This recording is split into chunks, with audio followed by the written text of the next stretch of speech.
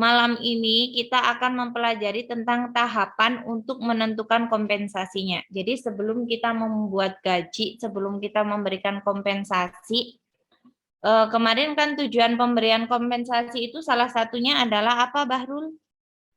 Salah satu tujuan pemberian kompensasi untuk apa, Bahrul? Bahrul? Bahrul Anam. Iya, Bu. Apa? Agar karyawan lebih semangat dalam mencapai target kerja, Bu. Agar karyawan lebih semangat dalam mencapai target kerja atau untuk meningkatkan kinerja karyawan atau sebagai balas jasa atas kinerja karyawan. Nah, karena ini berhubungan dengan balas jasa, kompensasi itu disesuaikan untuk meningkatkan kinerja karyawan, maka dalam penyusunan pemberian kompensasi itu tidak boleh asal-asalan, tetapi harus melalui beberapa tahap. So, apa saja tahapannya?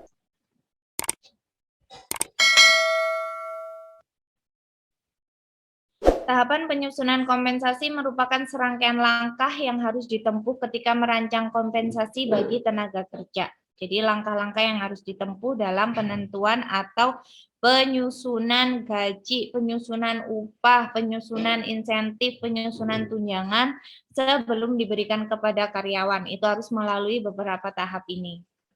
Yang pertama, tahapan pemberian kompensasi atau penyusunan kompensasi berdasarkan pendapat Harianja tahun 2002.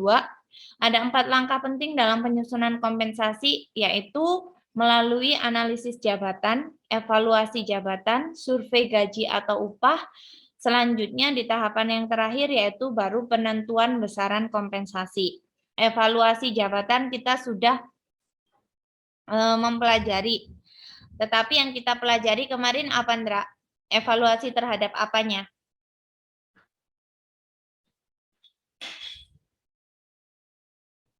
Evaluasi apa yang kita pelajari kemarin sebelum masuk ke kompensasi? Kinerja. Evaluasi kinerja. Kalau yang akan kita pelajari selanjutnya, evaluasi jabatan. Jadi kita mulai dulu dari analisis jabatan. Apa sih analisis jabatan itu? Analisis jabatan adalah suatu kegiatan pengumpulan, penilaian, dan penyusunan berbagai macam informasi secara sistematis yang berkaitan dengan jabatan.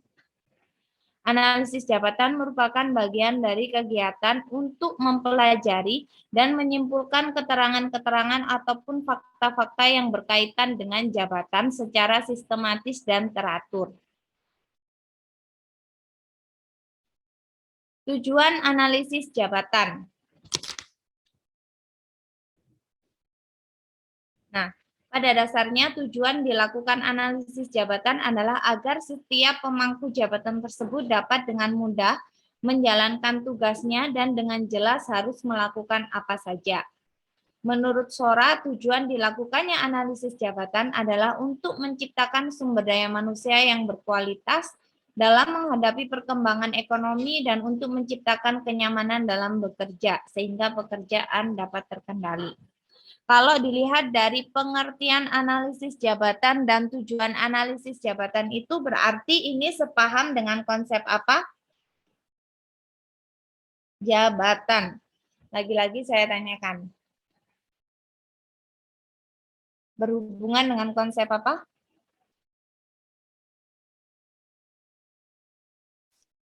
Awal-awal sering saya tanyakan. Kalau kita lihat dari definisinya sama tujuan dari analisis jabatan, berarti sepaham dengan konsep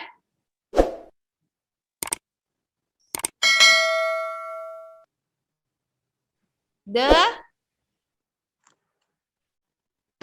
right man, the right man on the right place. Jabatan ini kan sehubungan dengan analisis jabatan ini kan untuk melihat apakah jabatan-jabatan yang ditempati oleh karyawan ini sudah sesuai dengan yang kita perlukan belum? Sudah sesuai dengan bidangnya mereka belum? Jadi analisis jabatan ini sepaham dengan konsep the right man on the right place. Nah, manfaat dari analisis jabatan. Mengapa analisis jabatan menjadi salah satu tahapan dalam penentuan penyusunan kompensasi? Karena memiliki beberapa manfaat, di salah satunya yaitu menetapkan dasar-dasar rasional pengupahan dan penggajian yang objektif, menghapuskan persyaratan-persyaratan kerja yang dapat menyebabkan diskriminasi dalam pengadaan karyawan, merencanakan kebutuhan-kebutuhan sumber daya manusia di waktu yang akan datang dan sebagai basis perencanaannya, menentukan lamaran-lamaran dengan lowongan-lowongan pekerjaan yang tersedia, menentukan dasar-dasar dan kebutuhan penyelenggaraan latihan baik bagi karyawan baru maupun karyawan lama, menentukan pola atau pokok-pokok sistem pengembangan karir karyawan yang tepat dan menyeluruh, menetapkan standar prestasi kerja yang realistis, menempatkan karyawan pada pekerjaan yang sesuai dengan keterampilan secara efektif, penataan jabatan dan pengembangan organisasi, dan sebagainya. Yang akan kita bahas adalah ini. Kegunaan dari analisis jabatan. Yang pertama, analisis jabatan itu berguna untuk rekrutmen dan seleksi. Maksudnya apa berarti? Karena analisis jabatan tadi sepaham dengan konsep the right man on the right place. Kenapa analisis jabatan itu sebagai kegunaan informasi dalam rekrutmen dan seleksi? Berarti kan dari analisis jabatan tadi kan mempunyai poin-poin yang misalnya jabatannya sebagai supervisor sales corporate gitu. Berarti kan untuk poin-poin yang tercapai kan mungkin bukan hanya mencari tapi sudah dalam poinnya sudah mungkin visioner, istilahnya tahu demografinya, tahu mungkin era trennya pasarnya kayak gimana, cara menjualnya kayak gimana, bukan lagi hanya sekedar mencari. Jadi analisis jabatan merupakan menjadi salah satu kegunaan informasi bagi rekrutmen dan seleksi, karena dalam analisis jabatan itu kan dilihat.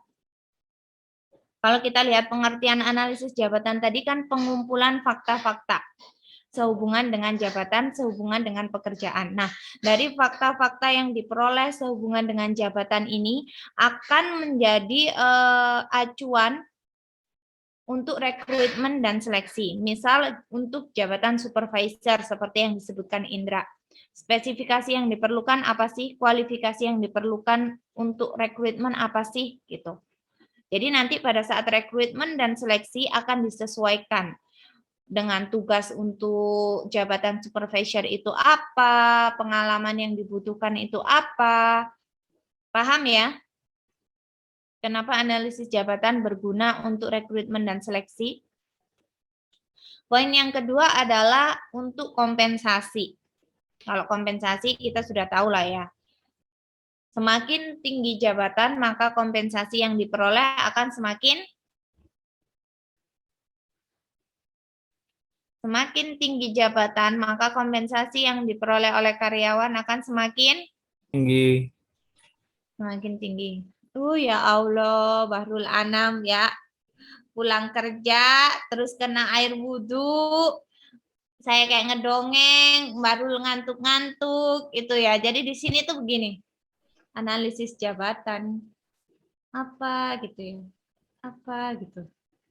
Begitu, Bahrul Anam. Ya, Bu. Astagfirullahaladzim. Tobat, Bahrul, tobat. Ini ya, salah satu tantangan kita adalah melawan rasa lelah. Ini sebenarnya kenapa sih saya bikin game? Kenapa sih saya masukin materinya dikit-dikit gitu? Biar sedikit itu tapi masuk gitu. Karena kalau kalian udah capek kerja, saya mau ngomong 1 jam pun itu nggak akan ada satu yang nempel di sini. Barul, bismillah. Niat mencari ilmu, semoga berguna untuk masa depan, ya Bahrul. Amin. Fokus, fokus, fokus, fokus, trulala. Kegunaan informasi analisis jabatan yang selanjutnya adalah evaluasi jabatan. Jadi setelah dianalisis jabatannya, nanti akan dievaluasi apakah orang-orang yang menduduki jabatan tertentu sudah sesuai dengan kebutuhan perusahaan, sudah sesuai dengan kemampuan dan keahlian yang dimiliki. Tuh Bahrul, ada Kang Sate lewat, mau makan? Enggak ya, enggak mau makan. Sudah Bu, tadi Bu pulang kerja. Oh. Suami saya malah yang berhentiin Kang Sate. Selanjutnya, kegunaan informasi analisis jabatan adalah sebagai penilaian prestasi kerja. Jadi melalui jabatan yang diberikan, misalnya Indra sekarang jabatannya apa, Indra, di perusahaan? Jabatannya account eksekutif. Apa? Account eksekutif. Account eksekutif. Nah, nanti melalui analisis jabatan, prestasi kerja Indra ini bisa dinilai. Misalnya, apakah jabatan yang selama ini dipercayakan kepada Indra itu bisa diemban secara baik atau enggak? Ketika Indra dipercaya untuk menduduki jabatannya sebagai account eksekutif, prestasi kerjanya bagaimana? Semakin meningkat atau semakin menurun? Apabila prestasi kerjanya semakin meningkat, berarti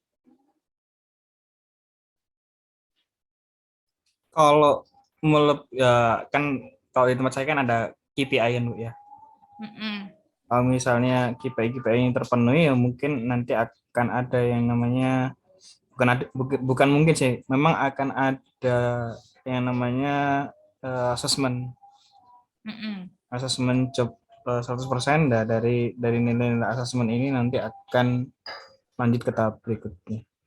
Nah, berarti ketika kamu menduduki jabatan sebagai account eksekutif, apabila prestasi kerja kamu meningkat, berarti artinya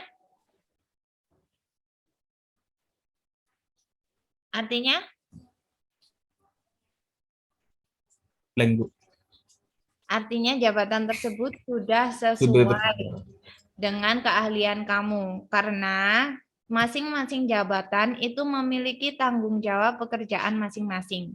Ketika kamu dapat menyelesaikan pekerjaan kamu secara tepat, bukan cuma dilihat dari kuantitasnya, tetapi dari kualitasnya bagus, di situ kan prestasi kerja kamu meningkat. Artinya, jabatan yang kamu emban, jabatan yang kamu tanggung jawabi, itu sudah sesuai dengan keahlian kamu. Makanya prestasi kerjanya bisa meningkat. Analisis jabatan juga bisa berfungsi sebagai informasi program latihan dan pengembangan. Mengapa? Karena melalui analisis jabatan ini nanti akan dilihat berhubungan dengan poin prestasi kerja. Apabila prestasi kerjanya turun, artinya keahliannya itu kan tidak mumpuni pada jabatan yang diemban oleh karyawan. Misal, Mas Bahrul, di perusahaan menjabat sebagai apa, Mas? Helper fabrikasi, Bu. Apa? Helper fabrikasi. Helper. Nah, biasanya di perusahaan kamu ada program latihan dan pengembangan keahlian enggak? Cuma untuk yang itu, Bu, bagian di kantor saja, Bu. Oh, kalau helper enggak ya? Enggak, Bu. Kenapa enggak? Kebijakan perusahaannya seperti itu, Bu. Untuk yang bagian helper, produksi, sama pokoknya yang di lapangan itu belum ada, Bu. Belum ada program latihan dan pengembangan ya? Iya. Padahal kalau secara jabatan ya, apapun jabatan yang diemban oleh karyawan, program latihan dan pengembangan ini penting. Mengapa? Agar karyawan tersebut tahu tanggung jawab pekerjaan yang dikerjakan agar karyawan tersebut paham tentang job description yang diberikan oleh perusahaan dan agar kemampuan dan keahliannya dapat ditingkatkan dan dikembangkan lebih lagi guna meningkatkan produktivitas kerja pada perusahaan. Gimana ya caranya biar nggak ngeblank semua begitu, biar materi saya masuk? Ayo kita cari cara.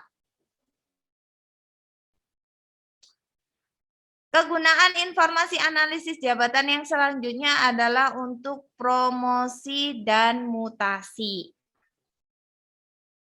Ini ada berapa sih mahasiswanya? 1, 2, 3, 4, 5, 6, 7. 1, 2, 3, 4, 5, 6, 7. Wah, pas banget. 1. Oke, bentar.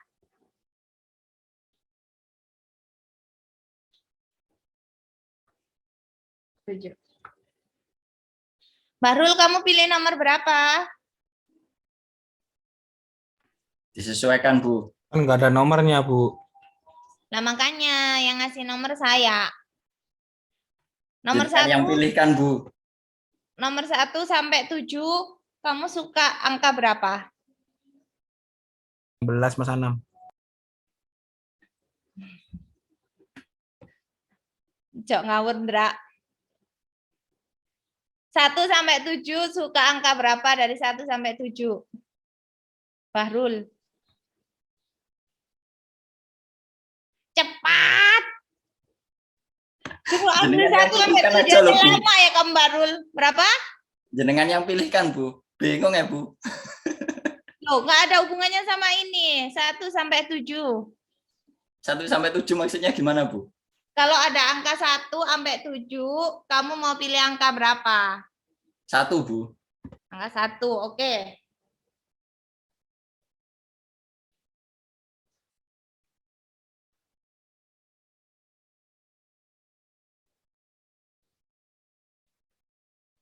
Aku urut dari tampilan Zoom-nya. Indra, kamu pilih angka berapa, Indra?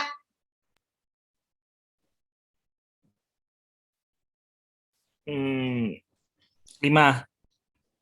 5, oke.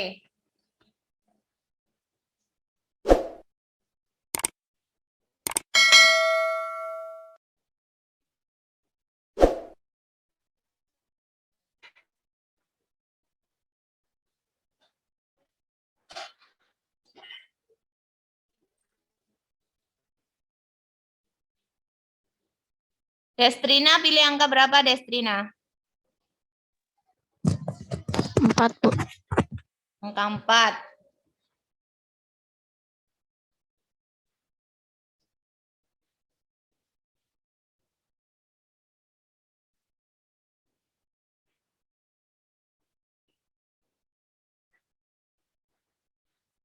Lia Kartika Devi, pilih angka berapa?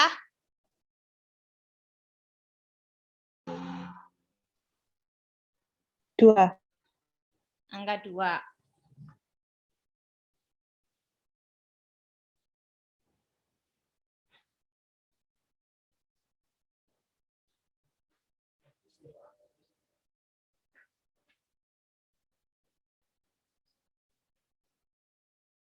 Nazarudin, kamu pilih angka berapa?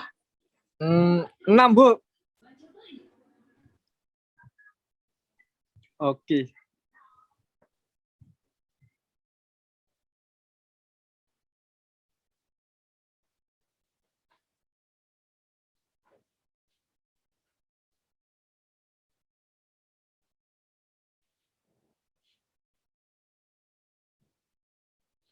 Berarti untuk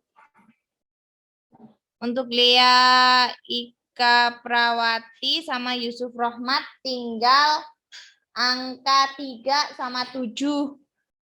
Yusuf angka berapa, Yusuf? Nomor 3 aja, Bu. Nomor 3.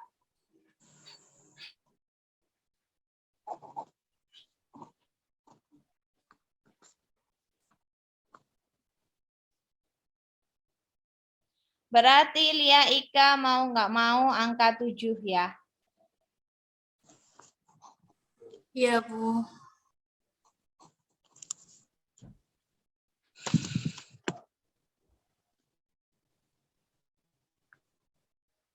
Ini suruh ngapain ini?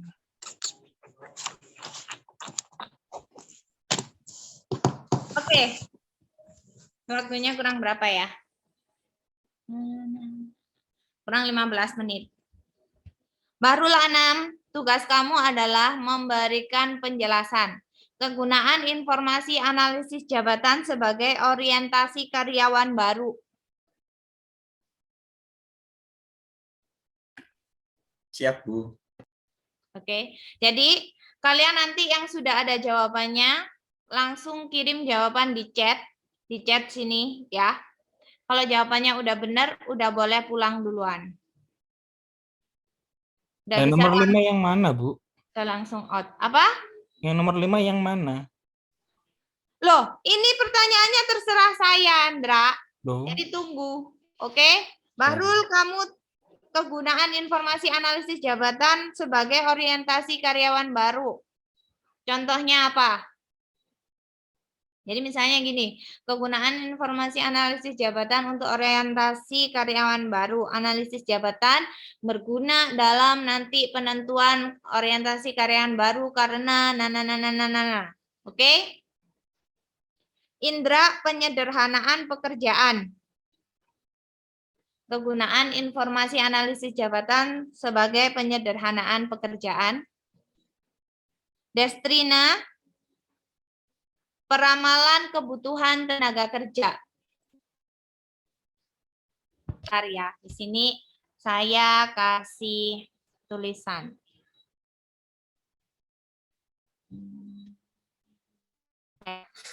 Jadi orientasi karyawan baru di sini ada Bahrul. Tulisannya kelihatan kan ini?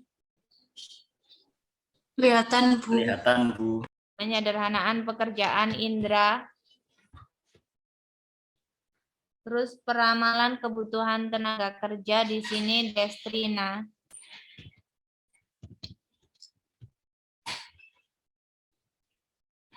Penempatan karyawan Yusuf. Pemerkayaan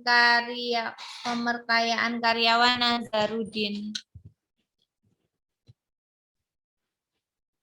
Terus petunjuk untuk perbaikan organisasi Lia Ika. Lia Ika. Promosi dan mutasi Lia Kartika. Oke, yang sudah tahu jawabannya langsung kirim by chat dan bisa langsung leave meeting. Nah, kok langsung meeting, Bu? Mungkin kita stay, Bu. Apa? Kan kita stay di kelasnya. Maksudnya tuh kalian bisa log out. Kan kamu kirim jawabannya di chat. Menurut saya benar, Indra udah boleh pulang duluan. Jadi sekarang kita ambil absensi dulu. Saya udah nggak tahu nih caranya biar kalian ini. On cam dulu kita ambil absensi. Nazarudin Yusuf. Yusuf, mau absen nggak Yusuf? Oke. Ya mau lah. Iya, 1, 2, 3. Oke, go. Kerjakan. Yang bisa kirim jawabannya di chat duluan. Dan jawabannya menurut saya benar, masuk akal, sesuai dengan yang saya mau. Boleh. Boleh langsung. Ini apa chat WA, Bu? Di chat sini. Bu, ini cuma ngasih contoh kan? Apa Iya. menjelaskan? Jadi misal kamu apa? Lia Ika. Petunjuk. Petunjuk untuk perbaikan organisasi. Jadi mengapa analisis jabatan itu bisa menjadi petunjuk untuk perbaikan organisasi? Jawabnya, karena melalui analisis jabatan kita bisa memperoleh data-data atau fakta-fakta sehubungan dengan bla bla bla bla bla. Oke, Iya, Bu. oke. Go, go, go, karena waktu kalian tinggal 10 menit. Jadi, kalau kalian sampai 10 menit nggak bisa ngejawab, itu jadi tugas. Ya. Ini siapa? Udah ada yang jawab kah? Oh, Anda ya, Indra. Kita lihat jawabannya apakah benar. Indra apa? Penyederhanaan pekerjaan. Jadi kayak dulu itu sales ya Bu ya. Kita balik ke sales sama marketing lah Bu. Kalau marketing kan cuma bukan fokusnya. Marketing kan kayak semua diambil lah. Misalnya bikin konten, bikin apa itu kan semua jadi satu. Sekarang kan dengan berkembangnya zaman dipisah-pisah nih. Ada yang memang fokusnya ke, kalau di tempat saya Bu ya, marketing itu ada 3. Marketing analis, Kalian nggak usah perhatiin, kalian pikir jawaban kalian. Biar marketing Indra jelasin sama saya. marketing analis, terus marketing yang memang tujuannya CSR, eh, lebih ke government dan sekitar lingkungannya di perusahaan, dan memang yang fokusnya di digital marketing. Terus Ibu, digital marketing pun nanti dia harus maintain ke product knowledge sama trennya saat ini apa, mau dibawa kemana FYP-nya gitu. Oke, berarti secara bahasa simpelnya, analisis jabatan berguna sebagai informasi untuk penyederhanaan pekerjaan karena Untuk semakin fokus aja sih Bu, lebih ke fokus ketika fokus pekerjaannya sudah tertata, berarti kan otomatis yang diharapkan produktivitasnya kan bukan hanya secara kuantitasnya semakin banyak, kuantitasnya bukan hanya banyak aja, tapi ya memang lebih berkualitas. Oke, intinya dulu misalnya marketing itu tugasnya adalah macam-macam, semua pekerjaan hampir dilakukan, tetapi dengan adanya analisis jabatan, pimpinan jadi tahu setelah dianalisa mana-mana saja pekerjaan yang memang harus dihandle oleh tim marketing dan mana-mana saja pekerjaan yang tidak seharusnya dihandle oleh tim marketing. Kurang lebih kayak gitu. Oke, Anda bisa pulang duluan. Iya. Bu izin Say bye.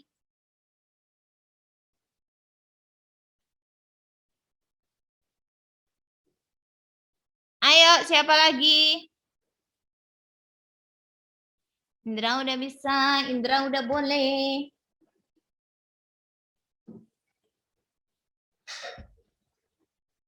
Ada lagi, ada lagi. Aduh, Bahrul mikir banget tuh. Enak kan mikir kan?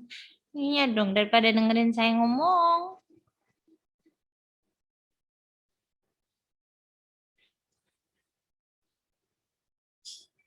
Let's go, let's go.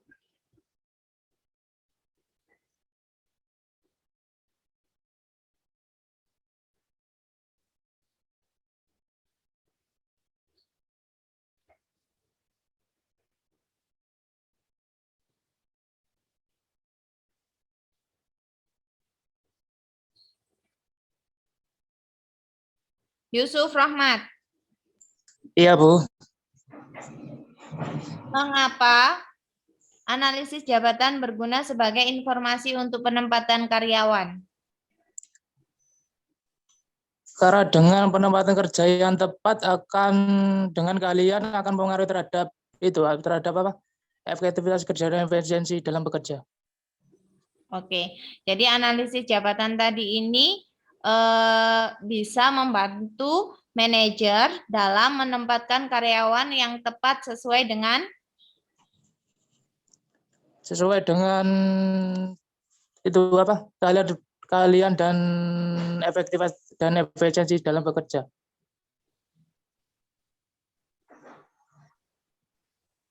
Oke. Oke. Boleh ini. Pulang. Boleh pulang. Boleh out dari Zoom. Thank you, Oke. Yusuf. You are welcome, Bu.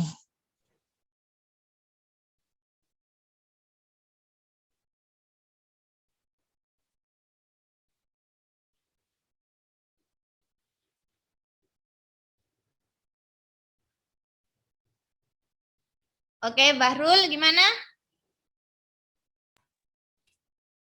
Informasi analisa jabatan untuk orientasi karyawan baru itu dapat karyawan baru dapat mengetahui budaya, lingkungan, dan suasana kerja di tempat kerja tersebut. Jadi, pimpinan bisa melihat apakah karyawan yang direkrut tersebut sesuai atau tidak dengan posisi yang ada. Oke, sip.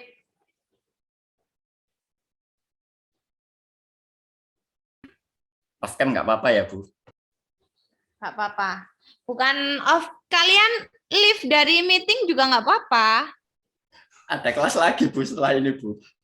Oh, ya sudah, boleh off cam, Bahrul. Terima kasih, Bu. Sama-sama.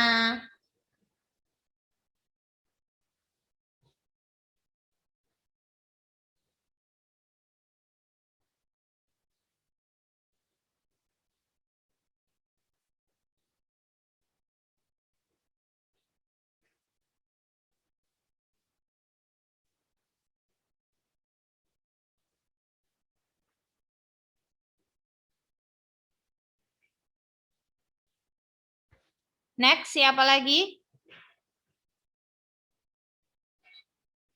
Bahrul Indra. Nazarudin, Destrina, Lia, Ika, on cam dulu. Karena kalian belum menjawab tugasnya.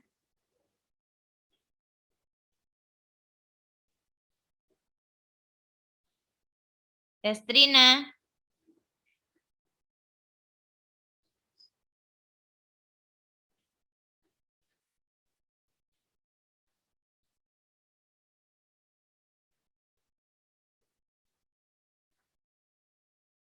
Ayo, tinggal kalian berempat.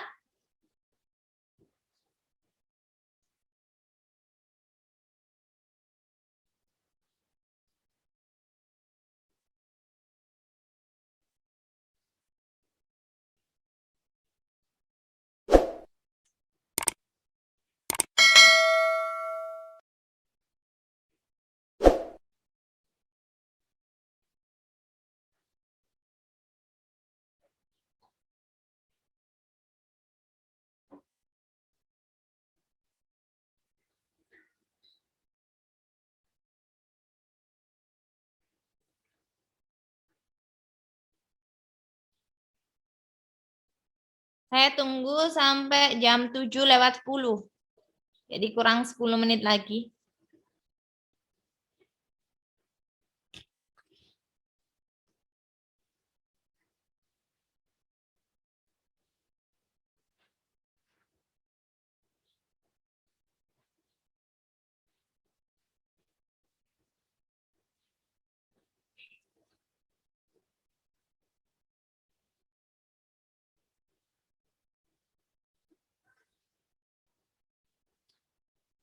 Lia Kartika Devi.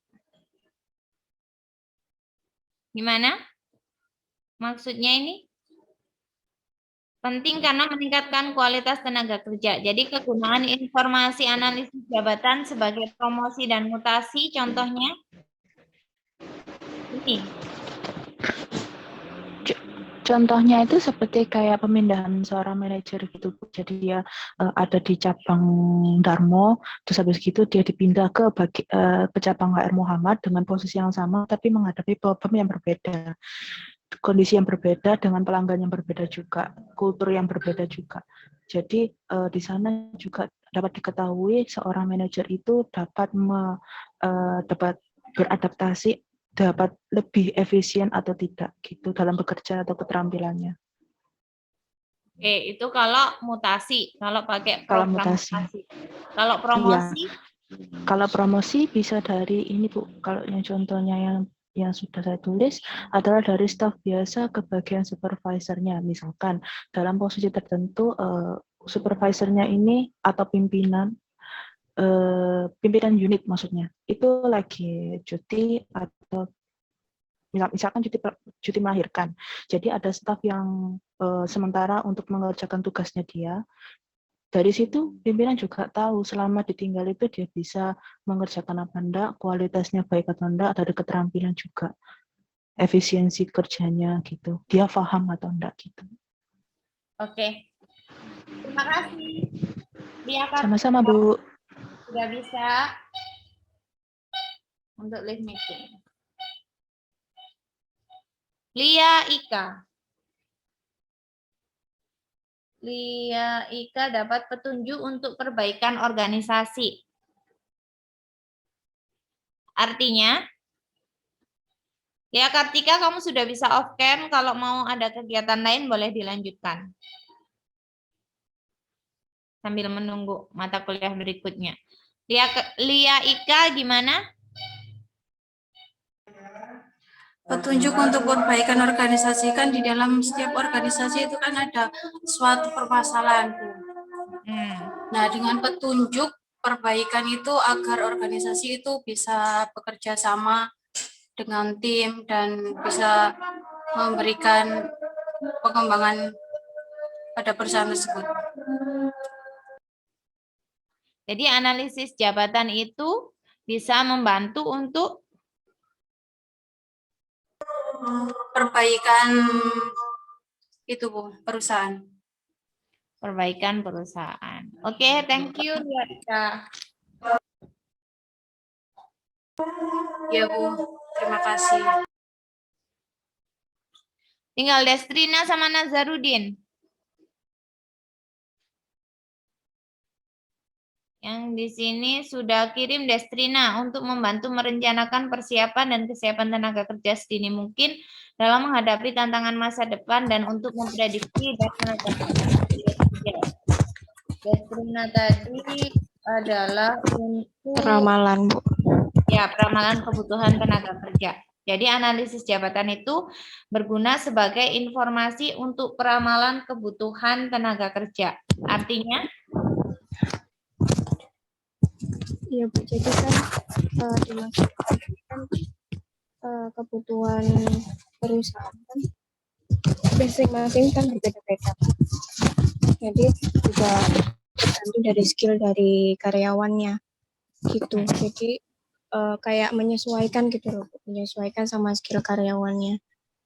jadi melalui analisis jabatan maka perusahaan dapat Menyesuaikan skill dari karyawan dan bisa melatih karyawan supaya lebih produktif. Tapi di sini jatuhnya peramalan kebutuhan tenaga kerja. Berarti melalui analisis jabatan itu perusahaan bisa Merencanakan kebutuhan di masa mendatang. Oke, thank you Destrina. Ya, Bu. Nazarudin, Ya, Bu. sudah dapat jawabannya? Pemakaian pekerjaan itu, Bu, ya. Ya. Itu pemakaian ini meningkat sampai sejauh mana karyawan mengendalikan perencanaan, pelaksanaan, dan evaluasi pekerjaannya, Bu. Jadi analisis jabatan itu berguna sebagai informasi untuk pemberkayaan karyawan. Artinya analisis jabatan Sejauh mana karyawan mengendalikan perencanaan, pelaksanaan, dan evaluasi pekerjaannya. sejauh mana karyawan Mengendalikan perencanaan, pelaksanaan, dan evaluasi pekerjaannya. Oke.